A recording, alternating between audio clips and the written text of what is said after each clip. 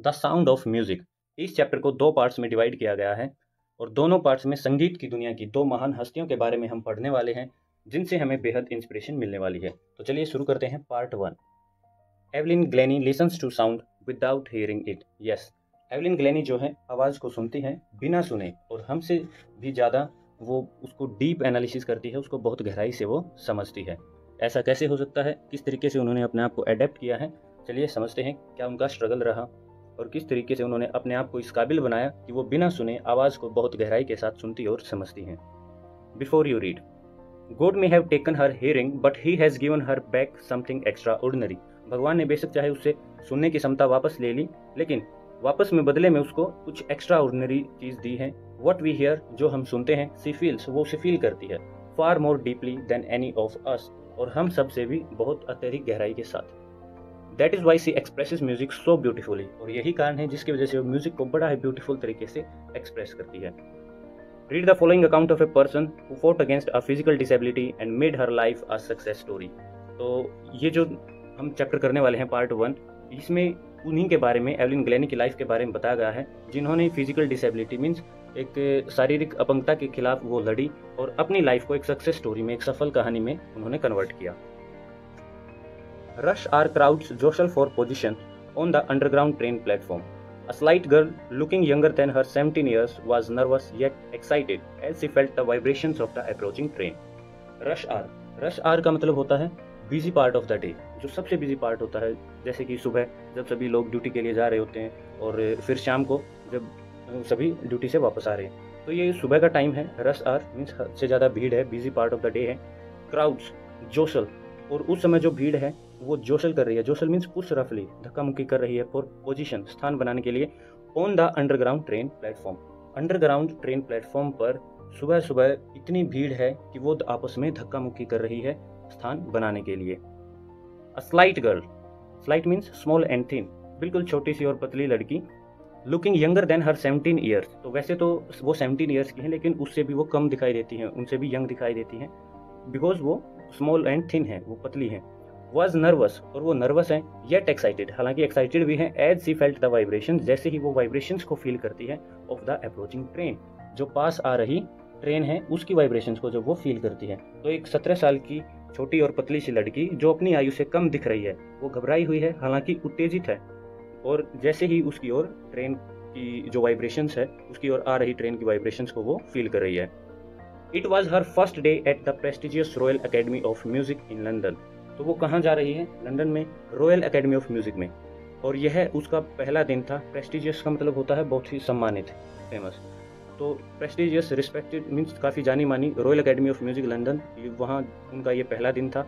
And daunting enough for any teenager fresh from a Scottish farm, और किसी भी teenager के लिए जो अभी अभी स्कॉटिश फार्म मीन्स स्कॉटलैंड से जो आया है और बिल्कुल फ्रेश है, उसके लिए सारी चीज़ें नई हैं, उसके लिए काफ़ी ये डॉन्टिंग है, फ्राइटनिंग है, डरावना है। But this aspiring musician faced a bigger challenge than most. लेकिन ये जो हमारी एस्पायरिंग म्यूजिशियन है, मीन्स जो एक म्यूजिशियन बनना चाहती हैं, उन्होंने बहुत बड़े चैलेंज को फेस किया बाकी सबसे, और वो बड़ा चैलेंज क्या था? सी वॉज प्रोफाउंडली डीप, वह गंभीर रूप से बहरी थी। Evelyn Glennie's loss of hearing had been gradual, और ये जो उनकी सुनने की शक्ति थी एवलिन ग्लेनी की, वो धीरे धीरे कम हुई है। मीन्स वो बचपन से बहरी नहीं थी, लेकिन वो धीरे धीरे बहरी हो जाती हैं। किस तरीके से? Her mother remembers noticing something was wrong when the 8-year-old Evelyn was waiting to play the piano. उनकी मदर को याद है कि जब उन्होंने नोटिस किया था फर्स्ट टाइम कि जब 8 साल की थी वो एवलिन, वो वेट कर रही थी पियानो को प्ले करने के लिए, तो उन्होंने उसको पुकारा। They called her name and she didn't move. तो जब वो 8 साल की थी और वेट कर रही थी, तो उसकी मदर ने उनको पुकारा और फिर वो नहीं हिली। I suddenly realise she hadn't heard, तो उसकी मदर क्या कहती हैं कि मुझे अचानक से रियलाइज हुआ कि उसने कुछ सुना नहीं था। सेज इसाबेल ग्लेनी, तो उनकी मदर का नाम क्या है? Isabel Glennie. तो इसाबेल ग्लेनी, उनकी मदर क्या कहती हैं कि मैंने महसूस किया कि जब वो 8 साल की थी तो वो वेट कर रही थी कि उसको कब पियानो की उसकी टर्न आएगी, पियानो उसको बजाना था। तो जब हम उसको पुकार रहे थे तो वह नहीं हिले, तो उस टाइम पे मैंने महसूस किया कि वह सुन नहीं पा रही थी। For quite a while Evelyn manage to conceal her growing deafness from friends and teachers, और काफ़ी लंबे समय तक एवलिन मैनेज कर पाई। टू कंसील का मतलब होता है हाइड करना, जो उसकी बढ़ती हुई डिफनेस थी, बढ़ता हुआ बहरापन था, उसको छुपाने में वो समर्थ रही। मीन्स किसी ना किसी तरीके से उसने मैनेज किया, अपने दोस्तों से, अपने टीचर से इस चीज़ को उसने छुपाया। But by the time she was 11 her marks had deteriorated and her head mistress urged her parents to take her to a specialist.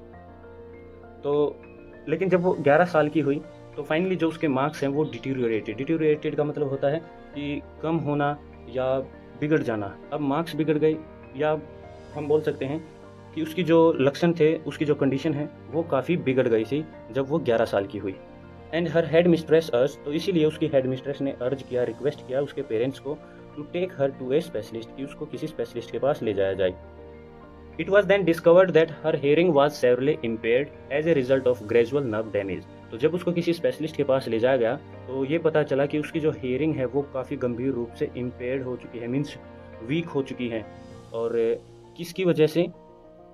As a result of gradual nerve damage, क्योंकि धीरे धीरे उसकी nerves जो है damage हो रही थी, जिसकी वजह से जो सुनने की क्षमता है वो भयंकर रूप से, गंभीर रूप से वीक हो चुकी थी, मीन्स खत्म हो चुकी थी, नष्ट हो रही थी। They were advised that she should be fitted with hearing aids and sent to a school for the deaf। तो इसलिए उनको एडवाइस किया गया कि जो hearing aids जैसे कुछ डिवाइसेस जिससे सुनने में हेल्प मिलती है कि वो उसको लगाए जाएं और जो बहरों का स्कूल है उसको वहाँ पर भेजा जाए। Everything suddenly looked black says Evelyn. तो एवलिन क्या कहती हैं कि जब उनको ये पता चला तो सब कुछ उनको ब्लैक दिखाई दिया, मीन्स उनकी जो सारी उम्मीदें हैं वो ख़त्म होती दिखाई दी, उनके सामने बिल्कुल अंधेरा छा गया। ब्लैक का मतलब है कि सब कुछ ब्लैक दिखना, मीन्स आगे उनको कोई उम्मीद दिखाई नहीं दे रही थी। जो अनएक्सपेक्टेड सा उनके साथ हुआ कि ये क्या हो गया, मीन्स अब बच्ची थी वो, तो उनको इतना अब समझ में नहीं आ रहा था कि अब लाइफ में उनके साथ क्या होगा, किस तरीके से वो अब लाइफ में आगे मूव ऑन करेंगी। तो उनकी सारी उम्मीदें जो हैं ख़त्म हो गई थी और उन्हें कोई रास्ता दिखाई नहीं दे रहा था। But Evelyn was not going to give up. लेकिन एवलिन जो है हार नहीं मानने वाली थी। She was determined to lead a normal life and pursue her interest in music. वो दृढ़ थी, उन्होंने नीचे कर लिया था कि वो एक नॉर्मल लाइफ जिएंगी। एंड परस्यू का मतलब होता है टू फॉलो, और वो फॉलो करेंगी जो उनका इंटरेस्ट है म्यूजिक में, अपने इंटरेस्ट को वो फॉलो करेंगी और एक नॉर्मल लाइफ जिएंगी, ये उन्होंने दृढ़ निश्चय कर लिया। One day she noticed a girl playing a xylophone and decided that she wanted to play it too. तो एक दिन वो नोटिस करती हैं एक लड़की को जो जाइलोफोन प्ले कर रही थी, तो उन्होंने भी डिसाइड किया कि वो भी इसे बजाना चाहती है। Most of the teachers discouraged her but percussionist Ron Forbes spotted her potential. तो वहाँ पर जो बहुत सारे टीचर्स थे उन्होंने उसको डिस्करेज किया कि नहीं, तुमसे नहीं होगा, मीन्स उसका जो हौसला है उसको डाउन किया। लेकिन वहाँ पे एक परकशनिस्ट थे। परकशन का मतलब होता है एक ऐसे इंस्ट्रूमेंट्स जिनको हम बीट करके या हिट करके उनको बजाते हैं, जैसे कि तबला, ड्रम, इनको, और इनको बजाने वाले जो पर्सन होते हैं उनको बोलते हैं हम परकशनिस्ट। तो वहाँ पे एक परकशनिस्ट थे रॉन फोर्ब्स, उन्होंने ही स्पॉटेड हर पोटेंशियल, जो एवलिन ग्लैनी की पोटेंशियल है, उनके अंदर जो हिडन टैलेंट था, उन्होंने उसको स्पॉट किया, वो उनको दिखाई दिया। He began by tuning 2 large drums to different notes. तो उन्होंने 2 बड़े बड़े ड्रम्स पे क्या किया, प्ले की, ट्यून लगाई 2 डिफरेंट नोट्स मतलब अलग अलग स्वरों में उन्होंने 2 बड़े बड़े ड्रम्स को बजाया। Don't listen through your years. तो उन्होंने क्या कहा कि अपने कानों से मत सुनो। ही वुड से, वो कहते थे, try to sense it some other way, इसको किसी दूसरे तरीके से सेंस करो, फील करो। तो जो रॉन फोर्ब्स थे उन्होंने क्या किया, he began tuning 2 large drums to different notes. 2 बड़े बड़े ड्रम्स पे उन्होंने 2 अलग अलग स्वरों को प्ले किया, और क्या कहा, don't listen through your ears, और अपने कानों से मत सुनो, try to sense it some other way, किसी दूसरे तरीके से इसको सेंस करो, फील करो। सडनली आई रियलाइज्ड, मुझे रियलाइज होता है कि I could feel the higher drum from the waist up, कि जो वेस्ट है, कमर से ऊपर का जो बॉडी पार्ट है, मैं उससे उसको फील कर सकती थी। And the lower one from the waist down, और जो नीचे वाला स्वर था, निचला स्वर था, मैं उसको वेस्ट से, नीचे वाले पार्ट से उसको फील कर सकती थी। Forbes repeated the exercise and soon Evelyn discovered that she could sense certain notes in different parts of her body. तो फोर्ब्स ने फिर क्या किया, इसी एक्सरसाइज को बार बार रिपीट किया, और धीरे धीरे जल्द ही एवलिन को ये रियलाइज हो गया, उनको ये पता चल गया कि she could sense certain notes, कि वो कुछ एक नोट्स को अलग अलग बॉडी पार्ट से महसूस कर सकती है, मीन्स अलग अलग स्वरों को वो अलग अलग बॉडी पार्ट से महसूस कर सकती है। I had learn to open my mind and body to sounds and vibrations, the rest was sheer determination and hard work.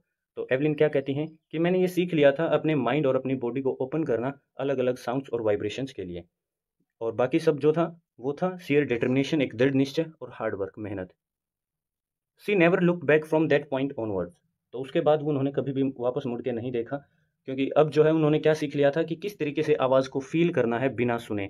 उन्होंने अपने शरीर को इस तरीके से एडैप्ट कर लिया था कि वो अलग-अलग नोट्स को, अलग-अलग धुनों को, अलग-अलग स्वरों को बॉडी के अलग-अलग पार्ट से वो फ़ील कर सकती थी। तो उन्होंने अब जब उन्होंने इस चीज़ पे प्रैक्टिस कर ली और इस चीज़ पे महारत हासिल कर ली, तो फिर क्या कहते हैं कि बाकी सब तो एक दृढ़ निश्चय और हार्ड वर्क ही था। उसके बाद फिर वो वापस कभी नहीं देखती हैं। She toured the United Kingdom with a youth orchestra and by the time she was 16 she had decided to make music her life. तो उसके बाद उन्होंने यात्रा की यूनाइटेड किंगडम में एक यूथ ऑर्केस्ट्रा का मतलब होता है ग्रुप ऑफ म्यूजिशियंस। तो ग्रुप ऑफ म्यूजिशियंस के साथ बच्चों के साथ जवान बच्चों का एक ग्रुप था, मीन्स ऑर्केस्ट्रा था म्यूजिशियंस का।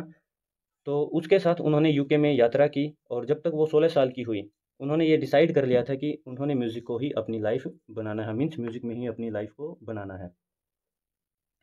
She auditioned for the royal academy of music. Royal academy of music के लिए उन्होंने ऑडिशन किया and scored one of the highest marks in the history of the academy. और ये जो वहाँ पर जितने भी बच्चे थे, उनमें से सबसे हाईएस्ट मार्क्स इन्होंने वहाँ अटेन किए। उसकी जो हिस्ट्री थी रॉयल एकेडमी ऑफ म्यूज़िक की, उसके इतिहास में सबसे ज़्यादा जो है मार्क्स इन्होंने स्कोर किए।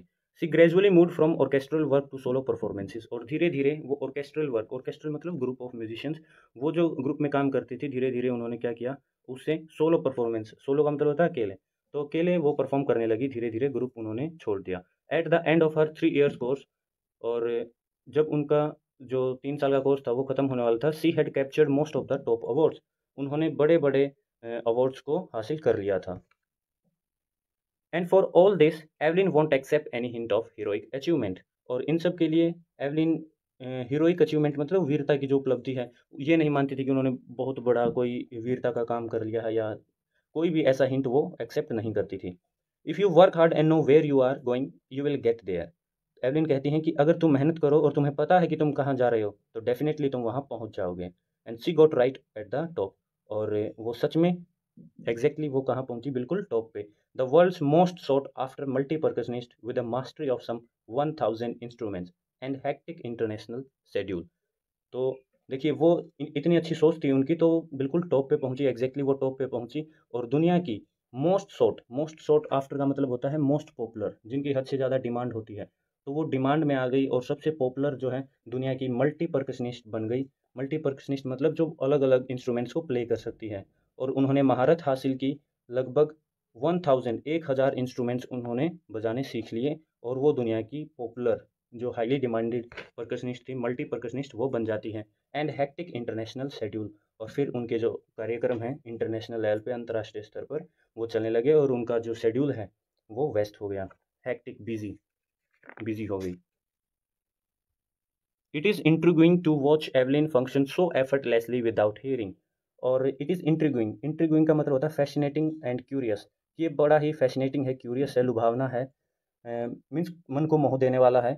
जब हम देखते हैं एवलिन को फंक्शन करते हुए, एवलिन को परफॉर्म करते हुए, कि वो बड़ा ही एफर्टलेसली, बड़े ही आराम से परफॉर्म करती है बिना सुने, कि इतने अच्छे से प्रयास करती है कि एवलिन को न सुनने के बावजूद भी इतने अच्छे प्रयास से कार्य करते हुए देखना मन को मोह लेने वाला है, मीन्स फैसिनेटिंग है ये नज़ारा। In our two in hour two our discussion she never missed a word. तो ये वर्ड जो है कि इन्होंने कहा है दबोरा चावले, जिन्होंने उनका इंटरव्यू लिया और जिन्होंने इस चैप्टर को लिखा है, वो क्या कहते हैं कि जब हमारी 2 घंटे का जो डिस्कशन था, उन्होंने एक भी वर्ड को मिस नहीं किया। Man with bushy beards give me a trouble, she laughed.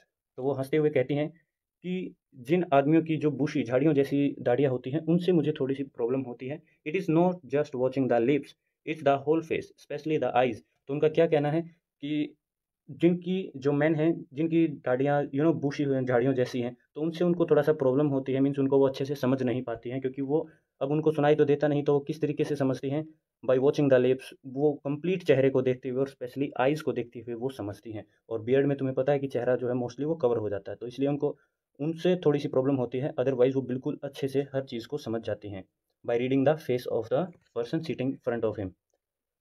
She speaks flawlessly with a Scottish lilt. तो बिल्कुल फ्लॉलेसली बोलती हैं बिना किसी गलती के, एक अच्छा फ्लो होता है विद स्कॉटिश। अब जैसे कि हमें पता है कि वो स्कॉटलैंड से हैं, तो स्कॉटिश लिल्ट, लिल्ट मतलब लय, एक लहजा जो है उनका वो कैसा है, वे ऑफ स्पीकिंग जो है स्कॉटिश है। जैसे अगर हम हरियाणा से हैं तो हम जो भी बोलते हैं तो हमारा लहजा कैसा होता है, हरियाणवी। तो वो स्कॉटलैंड से हैं तो उनका जो लहजा है बोलने का वो कैसा है, स्कॉटिश है, और बिल्कुल फ्लोलेसली बोलते हैं बिना किसी कमी के। My speech is clear because I could hear till I was 11। तो वो क्या कहती हैं कि मेरी जो स्पीच है वो बिल्कुल क्लियर है, क्यों है, बिकॉज जब तक मैं सुन सकती थी जब तक मैं 11 साल की थी।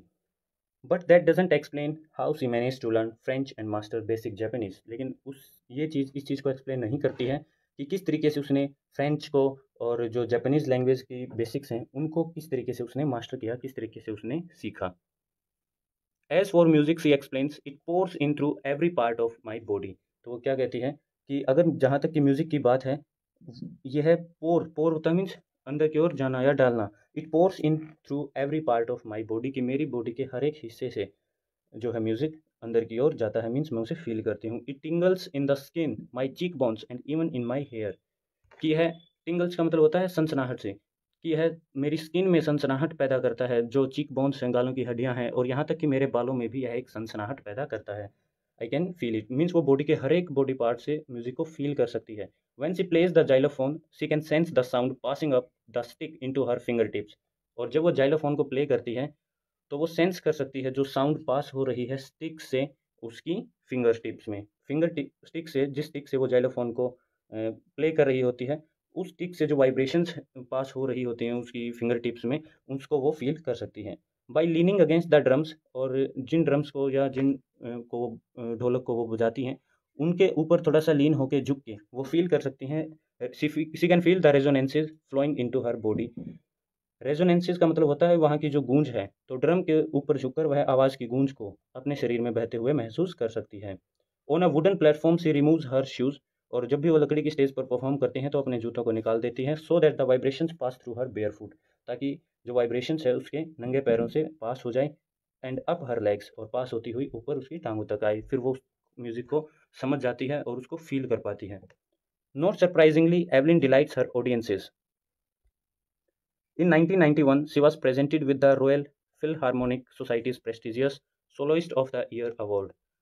Not surprisingly, इसमें कोई हैरान करने वाली बात नहीं है कि एवलिन डिलाइट्स हर ऑडियंस, एवलिन अपने ऑडियंसेस को, श्रोताओं को खुश करती है, कोई हैरानी वाली बात नहीं है, मीन्स डेफिनेटली उसकी जो ऑडियंस है वो उससे खुश होती है।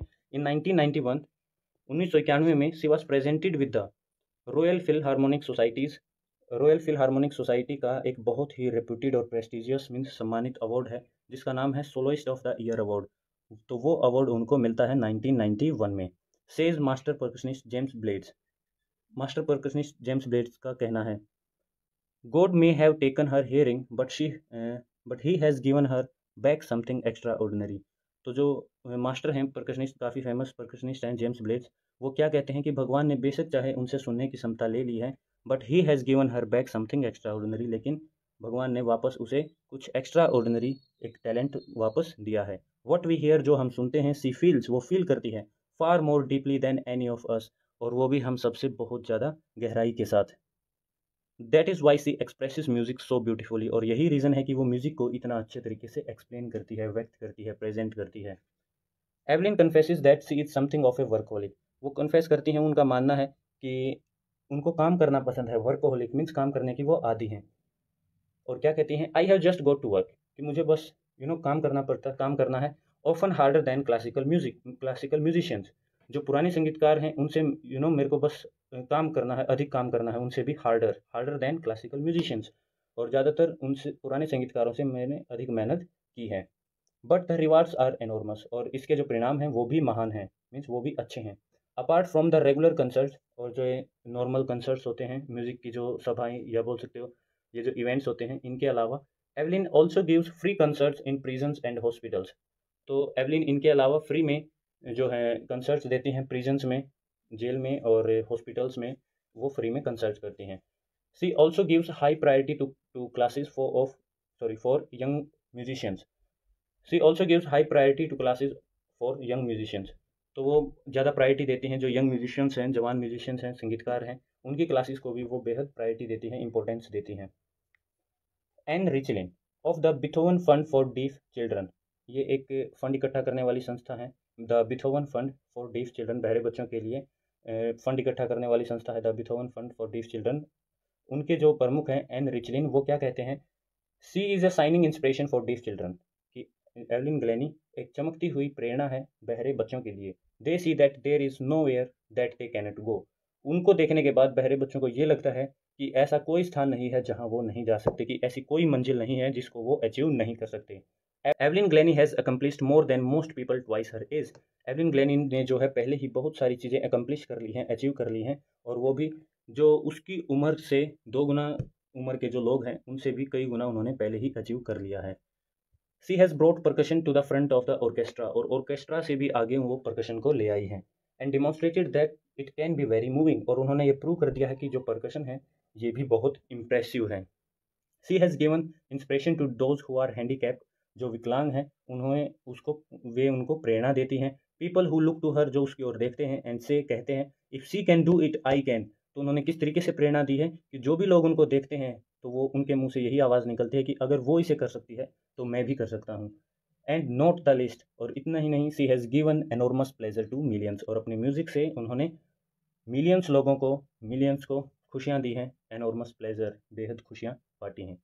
सो this was your chapter by Deborah Cowley. Deborah Cowley ने जो है ना एक राइटर हैं, राइटर के साथ साथ ये एक ब्रॉडकास्टर भी हैं। तो इन्होंने इंटरव्यू लिया था एवलिन ग्लैनी का, और इंटरव्यू के दौरान जो की हाइलाइट्स हैं वो इस चैप्टर के अंदर दी गई थी। So thank you.